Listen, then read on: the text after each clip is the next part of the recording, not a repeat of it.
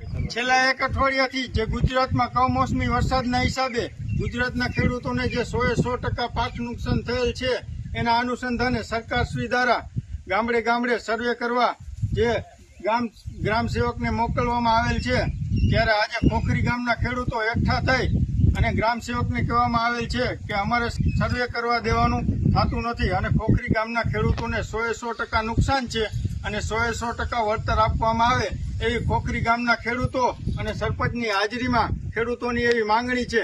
અને સરકારશ્રીને હું કહેવા માંગુ છું કે આ 100% નુકસાનમાં ખેડૂતોનું જે પાક ધિરાણ છે એ સંપૂર્ણ માફ કરવામાં આવે આવી અમારી માંગણી છે. અને આવનાર દિવસોમાં પડદરી તાલુકાએ ખોખરી ગામના ખેડૂતો દ્વારા સોમવારના દિવસે અમે આવેદનપત્ર પણ દેવા જવાના છીએ, જેથી અમે ખોખરી ગામના તમામ ખેડૂતો સાથે મળી અને સર્વે કરવાનો સંપૂર્ણ બહિષ્કાર કરીએ છીએ.